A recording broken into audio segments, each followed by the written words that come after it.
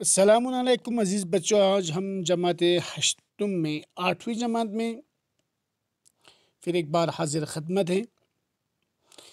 جیسے کہ آپ جانتے ہو کہ ہمارا عنوان ہے خاک وطن، ایک نظم جان نثار اختر کا لکھا ہوا ایک نظم ہے خاک وطن۔ تو ہم نے پچھلے کلاس میں ہم نے اس نظم کا مطالعہ کیا، 3 حصوں میں ہم نے اس نظم کو ڈیوائڈ کیا اور 3 حصوں میں ہم نے اس کی نظم کی تشریح اور اس کا مطالعہ کیا۔ آج ہم اسی سبق کے الفاظ معنی اور ان کے 3 سوالوں کا ہم مطالعہ کریں۔ الفاظ معنی آپ اپنی کتاب میں دیکھ سکتے ہو، میں نے یہاں پر دکھانی ہے۔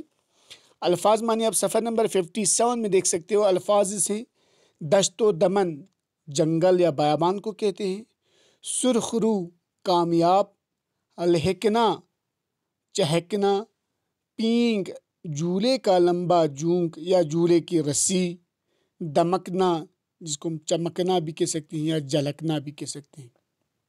پھر ایک بار، دشت و دمن جنگل یا بیابان، سرخ رو کامیاب، لہکنا چہکنا، پینگ جھولے کا لمبا جونک یا جھولے کی رسی، دمکنا ہو یا چمکنا یا جھلکنا۔ اور ان الفاظ معنی کو آپ اپنی کتاب میں صفحہ نمبر 57 میں دیکھ سکتے ہو، اور اس سے آپ اپنی کاپی میں ہوم ورک کے لیے ان 3 سوالوں کے ساتھ ان الفاظ معنی کو بھی صاف صاف لکھیں گے۔ اس کے علاوہ آج ہم اس کے سوال و جواب کرنے جا رہے ہیں۔ سوال اس طرح ہے، پہلا سوال، امن کو شاعر کیوں ضروری قرار دیتا ہے؟ امن کو شاعر کیوں ضروری قرار دیتا ہے؟ تو اس کا جواب میں نے یہاں لکھا ہے، امن پرسکون زندگی کے لیے، یعنی کہ پرسکون ہو یا سکون سے بری زندگی کے لیے ضروری ہے۔ انسان جب تک امن نہیں ہوگا ایک سکون سے بری زندگی گزار نہیں سکتا ہے، پرسکون زندگی کے لیے ضروری ہے۔ اس لیے شاعر امن کو ضروری قرار دیتا ہے، اس لیے شاعر امن کو ضروری قرار دیتا۔ سوال تھا امن کو شاعر کیوں ضروری قرار دیتا ہے؟ ہم نے لکھا امن پرسکون زندگی کے لیے ضروری ہے، اس لیے شاعر امن کو ضروری قرار دیتا ہے۔ سوال نمبر 2 آپ دیکھ سکتے ہو، وطن کن چیزوں سے شاعر، وطن کی کن چیزوں سے، یہاں پر ہے کی میں نے مس ہوا یہاں پر، وطن کی کن چیزوں سے شاعر محبت کا اظہار کرتا ہے؟ وطن کی کن چیزوں سے شاعر محبت کا اظہار کرتا ہے؟ تو آپ اس کا جواب دیکھ سکتے ہو، ہم نے اس طرح لکھا ہے جواب، شاعر وطن کی مٹی سے، صبح و شام سے، شہروں کے ناموں سے، ہر ایک گاؤں اور برگد کی گنی چھاؤں سے محبت کا اظہار کرتا ہے۔ نظم میں ہم نے پڑھا تھا نا، گنی برگدوں کی گنی چھاؤں سے، صبح و شاموں سے، شہروں کے ناموں سے، گاؤں سے، تو اسی کو ہم نے یہاں پہ لکھا ہے، شاعر لکھا ہے وطن کی کن چیزوں سے شاعر محبت کا اظہار کرتا ہے؟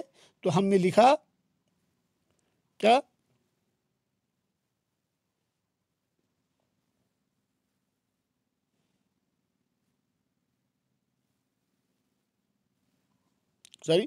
شاعر وطن کی مٹی سے، صبح و شام سے، شہروں کے ناموں سے، ہر ایک گاؤں اور برگد کی گنی چھاؤں سے محبت کا اظہار کرتا ہے۔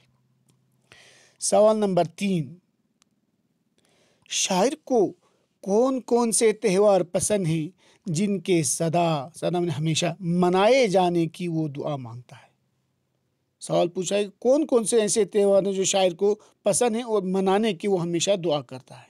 تو ہم نے اس کا جواب اس طرح ہے، شاعر کو عید اور دیوالی کے بارے میں زیادہ وہاں پر ذکر ہوا ہے نا، عید اور دیوالی کے تہوار پسند ہیں جن کو وہ ہمیشہ، سدا کو ہمیشہ کہتے ہیں یا ہمیشہ لکھ سکتے ہو یا سدا بھی لکھ سکتے ہو، جن کو وہ ہمیشہ منانے کی دعا کرتا ہے۔ شاعر کو عید اور دیوالی کے تہوار پسند ہیں جن کو وہ ہمیشہ منانے کی دعا کرتا ہے۔ تو یہ تھا آج کا سبق۔ کل اس کے باقی ماندہ سوالات ہم دوسرے کلاس میں ہم کریں گے۔ آپ ان کے الفاظ معنی پیج نمبر 57 میں آپ کو ملیں گے۔ 57 پیج نمبر میں اس کے 3 سوالات اور جوابات الفاظ معنی ہیں۔ الفاظ معنی اور ان 3 سوالوں کے جوابات آپ لوگ اپنی کاپی میں صاف صاف لکھیں گے۔ والسلام علیکم ورحمۃ اللہ وبرکاتہ۔